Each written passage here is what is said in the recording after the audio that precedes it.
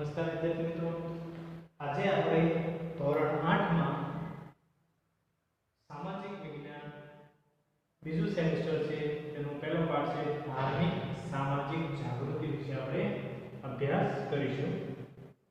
કે સામાજિક અને ધાર્મિક ક્ષેત્રે જે કોઈ જાગૃતિ થઈ અને નવા આંદોલનો થયા તેનો આપણે આમાં અભ્યાસ કરીશું. જેમાં અલગ અલગ સમાજ સુધારકો જે થઈ ગયા તેના વિશે આપણે અભ્યાસ કરીશું.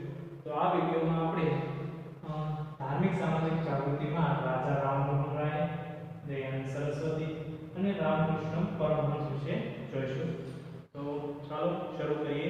ધાર્મિક સામાજિક જાગૃતિ 19મી સદીમાં ભારતીય સમાજ અંધશ્રદ્ધા, વહેમો, અજ્ઞાનતા, કુરિવાજો, જ્ઞાતિ પ્રથા જેવા અનિષ્ટોની ચુંગલમાં ફસાયેલો હતો.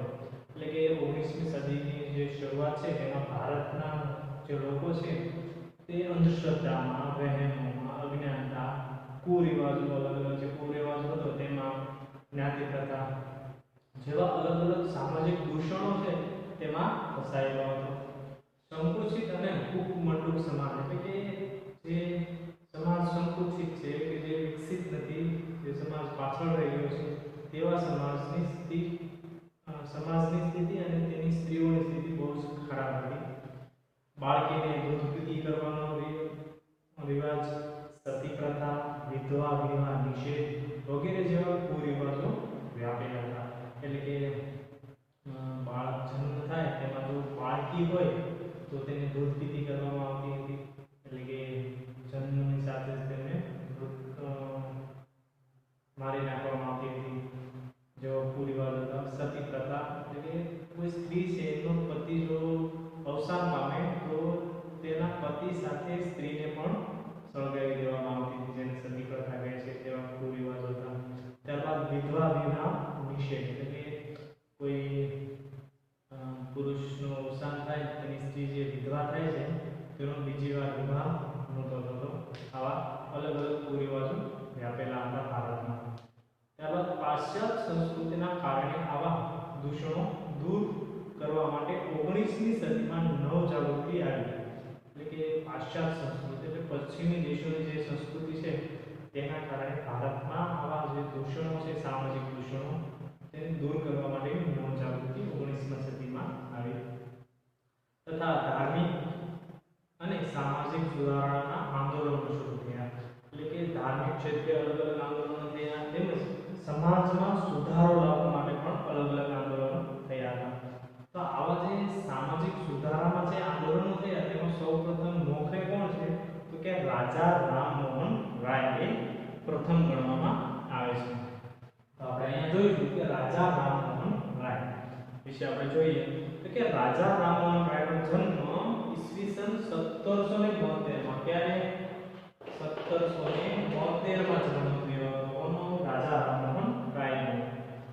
તેમનો જન્મ બંગાળના હુગલી જિલ્લાના રાધાનગરમાં એટલે કે બંગાળ હાલનું જે પશ્ચિમ બંગાળ છે તેનો જિલ્લો છે હુગલી, તેના રાધાનગર ગામમાં બ્રાહ્મણ કુટુંબમાં રાજા રામમોહન રાયનો જન્મ થયો હતો. રાજા રામમોહન રાયના લગ્ન પણ બાળપણમાં એટલે કે બાળ વિવાહમાં થયેલા હતા. તેમજ તેમના મોટા ભાઈનું અવસાન થતાં તેમના ભાભી સતી થયા હતા. એટલે કે આપણે જોયું કે સતી પ્રથા હતી તેમના પરિવારમાં તેમને અનુભવેલી સ્થિતિ છે. આ ઘટનાએ રાજા રામમોહન રાયને ખૂબ અસર કરી. તેના ભાભીને જે સતી થવું પડ્યું હતું તેની અસર રાજા રામમોહન રાય પર થઈ હતી. તેમણે સતી પ્રથા, બાળ લગ્ન, જ્ઞાતિ પ્રથા, બાળકીને દૂધ પીતી કરવાનો રિવાજ વગેરેનો ઉગ્ર વિરોધ શરૂ કર્યો. કોણે તો કે રાજા રામમોહન રાયે સતી પ્રથા છે, બાળ લગ્ન છે, જ્ઞાતિ પ્રથા છે, બાળકીને દૂધ પીતી કરવાના રિવાજો છે વગેરેનો ઉગ્ર વિરોધ કર્યો અને એના માટે આંદોલનનો ચલાવ્યો. કોણે તો કે રાજા રામમોહન રાય. તેમણે 1821માં બંગાળીમાં સંવાદ કૌમુદી અને 1822માં ફારસી ભાષામાં મિરાતુલ અખબાર નામના સમાચાર પત્રો શરૂ કર્યા. તો અહીંયા આપણે પ્રશ્ન 2 પૂછાઈ શકે છે કે રાજા રામમોહન રાયે કયા બે અખબારો સમાચાર પત્રો શરૂ કર્યા હતા. તો કે બંગાળી ભાષામાં સંવાદ કૌમુદી અને ફારસી ભાષામાં મિરાતુલ અખબાર નામના અખબારો એમણે શરૂ કર્યા હતા. ઈસવીસન 1828 માં બ્રહ્મો સમાજની સ્થાપના કરી. કોણે? તો કે દયાનંદ સરસ્વતી બ્રહ્મો સમાજ.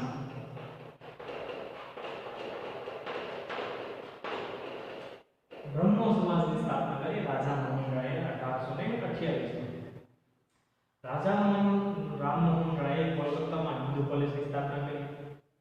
તેમણે અખબારી સ્વતંત્રતા, વાણી સ્વતંત્રતા, સ્ત્રી અધિકાર, વ્યક્તિ સ્વતંત્રતા, કારોબારી ન્યાયતંત્રને અલગ રાખવા બાબતે બ્રિટિશ સરકારોને ભલામણ કરી હતી. એટલે કે અલગ અલગ જે સ્વતંત્રતા છે એમાં વાણી સ્વતંત્રતા, સ્ત્રી અધિકાર, વ્યક્તિ સ્વતંત્ર વગેરેને કારોબારીથી અને ન્યાયતંત્રથી અલગ કરવા માટે બ્રિટિશ સરકારને તેમણે રજૂઆત કરેલી હતી. ત્યારબાદ રાજા રામમોહન રાયે સતી પ્રથાના વિરોધમાં ઝુંબેશ ચલાવી. તેમણે સતી પ્રથાનો ઉગ્ર વિરોધ કર્યો અને એના વિરુદ્ધમાં ઝુંબેશ ચલાવી. તેના પરિણામે ઈસવીસન 1829 માં અંગ્રેજ ગવર્નર, કે ત્યારના સમયમાં જે ગવર્નર હતો વિલિયમ બેન્ટિક, તેને સતી પ્રથા પર પ્રતિબંધ મૂકતો કાયદો કર્યો. કોણે કાયદો કર્યો? તો કે ગવર્નર વિલિયમ બેન્ટિકે. કોના પરિણામે? તો કે રાજા મોહન રાયના સતી પ્રથાના વિરોધના ઝુંબેશમાં. એના કારણે 1829 માં ગવર્નર વિલિયમ બેન્ટિકે સતી પ્રથા ઉપર પ્રતિબંધ મૂકતો કાયદો કર્યો. આમ રાજા મોહન રાયે 19મી સદીમાં ભારતની નવજાગૃતિ, એટલે કે ભારતની જે નવજાગૃતિ હતી માટેની સામાજિક, ધાર્મિક અને રાજકીય ચળવળનો પાયો નાખ્યો. કોણે? તો કે રાજા રામમોહન રાય છે તેમને ભારતીય સમાજ માટે સામાજિક, ધાર્મિક અને રાજકીય ચળવળનો પાયો નાખનાર કોણ છે? તો કે રાજા રામમોહન રાય છે. દિલ્હીના બાદશાહે પોતાની જાગીર હક અંગે કેસ બાબતે રાજા મોહન રાયને ઈસવીસન 1830 માં ઇંગ્લેન્ડ મોકલ્યા હતા. કે દિલ્હીના બાદશાહ તેમનું જાગીર, એટલે કે જાગીર અંગ્રેજોનું હુકુમત હતી, એટલે અંગ્રેજો જે રાજા હોય એને જાગીર આપતા હતા. તે અંગે કામ બાબતે રાજા રામમોહન રાયને ઇંગ્લેન્ડ મોકલે છે. ત્યાં ઈસવીસન 1833 માં બ્રિસ્ટોલ મુલાકાતે તેમનું અવસાન થયું. રાજા મોહન રાય છે તે 1833 માં અવસાન પામ્યા હતા. બ્રહ્મો સમાજે હિન્દુ સમાજની દ્રષ્ટિ બદલવામાં અગત્યનો ફાળો આપ્યો છે. હિન્દમાં ધર્મના જળ અને અનિશ્ચિતતાવાળા વિચારોને દૂર કર્યા. આગળ આપણા રાજા રામમોહન રાય. હવે આગળ દયાનંદ સરસ્વતી. દયાનંદ સરસ્વતી વિશે જોઈએ તો કે દયાનંદ સરસ્વતીનો જન્મ સૌરાષ્ટ્રના મોરબી નજીક કંકારામાં સનાતન બ્રાહ્મણ કુટુંબમાં થયો હતો. દયાનંદ સરસ્વતી છે જે ગુજરાતમાં, હાલ જે સૌરાષ્ટ્ર, પહેલાના સમયમાં સૌરાષ્ટ્ર રાજ્ય હતું, હાલમાં ગુજરાતમાં મોરબી જિલ્લો છે તેનું કંકારા તાલુકામાં તેમનો જન્મ થયો હતો. તેમને નાની વયે મૂર્તિ પૂજા અને કર્મકાંડની બિનઉપયોગિતા સમજાઈ હતી. જે દયાનંદ સરસ્વતી છે તે બ્રાહ્મણ, સનાતન બ્રાહ્મણ ધર્મ કુટુંબમાં જન્મ્યા હોવા છતાં નાની ઉંમરે તેમને સમજાયું કે મૂર્તિ પૂજા અને કર્મકાંડ બિનઉપયોગી છે.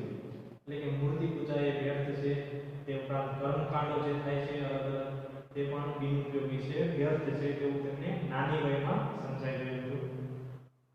તેમણે સત્યની શોધમાં ગૃહનો ત્યાગ કર્યો અને 15 વર્ષ સુધી દેશભરમાં પરિભ્રમણ કરી અને યોગનો અભ્યાસ કર્યો. દયાનંદ સરસ્વતીએ ગૃહનો ત્યાગ કર્યો અને 15 વર્ષ સુધી દેશમાં પરિભ્રમણ કરી અને યોગનો અભ્યાસ તેમણે કર્યો હતો. સંન્યાસ લઈ મથુરામાં સ્વામી વિરજાનંદ પાસે હિન્દુ શાસ્ત્રનો અભ્યાસ કર્યો. આપણે પ્રશ્ન પૂછાય છે કે દયાનંદ સરસ્વતીએ કોની પાસેથી હિન્દુ શાસ્ત્રનો અભ્યાસ કર્યો? તો કે મથુરામાં સ્વામી વિરજાનંદ પાસેથી હિન્દુ શાસ્ત્રનો અભ્યાસ કરેલો છે. આગળ સ્વામી દયાનંદ સરસ્વતીએ વર્ગ અને જ્ઞાતિવિહીન સમાજ રચના દ્વારા ધાર્મિક, સામાજિક અને રાષ્ટ્રીય દ્રષ્ટિએ દેશની એકતા સાધવાનો પ્રયત્ન કર્યો હતો. જ્ઞાતિવિહીન સમાજ હોવો જોઈએ, વર્ગનો હોવો જોઈએ, એવા દ્રષ્ટિએ દેશની એકતા સાધવાનો પ્રયત્ન કર્યો હતો. તેમણે વેદમાં ભારતીય ધર્મ અને સંસ્કૃતિના દર્શન કર્યા. તેમણે લોકોને વેદો તરફ પાછા વળવાનો બોધ આપ્યો. દયાનંદ સરસ્વતીએ સૂત્ર આપ્યું છે કે વેદો તરફ પાછા વળો. તેમણે સત્યાર્થ પ્રકાશ નામના ગ્રંથની રચના કરી. કેવા? સત્યાર્થ પ્રકાશ.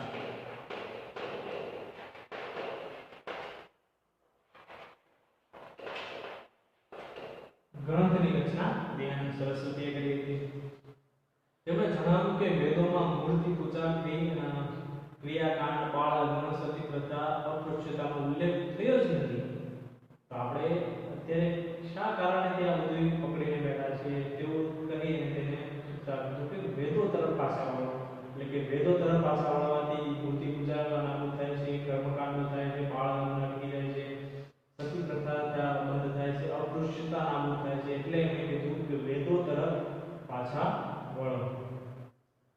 તેમણે એકેશ્વરવાદનો બોધ આપ્યો. તેઓ હિન્દી ભાષામાં બોધ આપતા હતા, તેથી તેમના વિચારો દેશમાં લોકો સુધી પહોંચી શક્યા હતા. દયાનંદ સરસ્વતીએ આર્ય સમાજની સ્થાપના કરી હતી. કેવા સમાજની? આર્ય સમાજ. આર્ય સમાજની સ્થાપના દયાનંદ સરસ્વતીએ કરી હતી. ક્યારે? તો કે 1875 માં તેમણે સ્થાપના કરી હતી. આગળ લાહોર, પંજાબ, ઉત્તર પ્રદેશ, રાજસ્થાન અને ગુજરાતમાં આર્ય સમાજનો ઝડપથી પ્રસાર થયો. આ જેટલા પ્રદેશો છે તેમાં આર્ય સમાજનો વિકાસ ઝડપથી થયો હતો. તેના પરિણામે ઝડપી સામાજિક પરિવર્તન આવ્યું. આર્ય સમાજે ધર્માંતર પામેલા હિન્દુઓને હિન્દુ ધર્મમાં પાછા લાવવા માટે શુદ્ધિ ચળવળની શરૂઆત કરી હતી. દયાનંદ સરસ્વતીએ જે આર્ય સમાજની સ્થાપના કરી તેના દ્વારા હિન્દુ ધર્મમાંથી બીજા ધર્મમાં ધર્મ પરિવર્તન કર્યું હોય, જેમ કે ક્રિશ્ચિયન છે, પારસી, મુસ્લિમ, અલગ અલગ બીજા ધર્મમાં હિન્દુમાંથી ધર્મ પરિવર્તન કરેલું હોય તે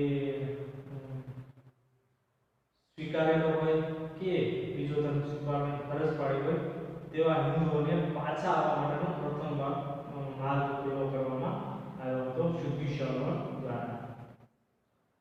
સ્વામી દયાનંદ સરસ્વતીના અવસાન પછી લાલા હંસરાજ, પંડિત ગુરુદર અને લાલા લજપતરાય જેવા નેતાઓએ આ સંસ્થાની પ્રવૃત્તિઓ શરૂ રાખી હતી. એટલે કે દયાનંદ સરસ્વતીનું અવસાન થયું ત્યાર પછી બ્રહ્મો આર્ય સમાજનું જે કામ હતું તે કોણે સંભાળ્યું? કે લાલા હંસરાજ, પંડિત ગુરુદત્ત અને લાલા લજપતરાય જેવા નેતાઓએ આ કાર્ય આગળ વધારેલું જોવા મળે છે. સ્વામી શ્રદ્ધાનંદે ઈસવીસન 1902 માં હરદ્વાર પાસે કાંગડી ગુરુકુળ સ્થાપ્યું હતું. કોણે? તો કે સ્વામી શ્રદ્ધાનંદ. ક્યારે? 1902 માં કાંગડી ગુરુકુળ સ્થાપ્યું હતું.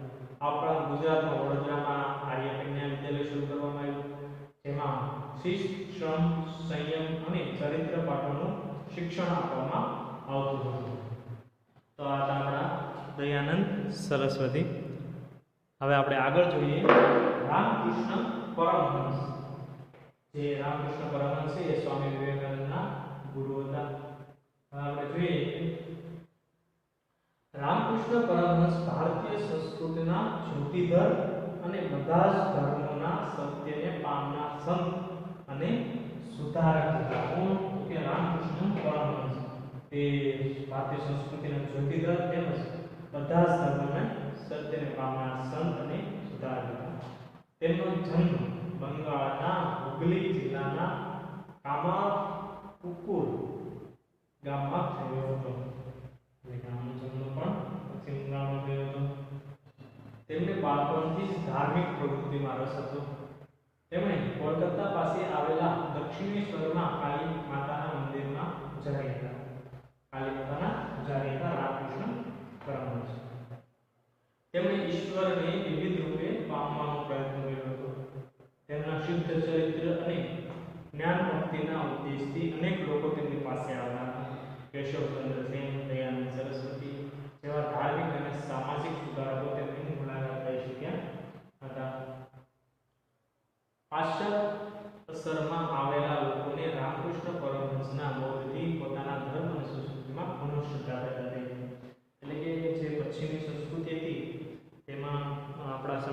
લોકો પળવાઈ ગયા હતા તે રામકૃષ્ણ પરમહંસના ઉપદેશથી ધર્મ તરફ પાછા વળે છે.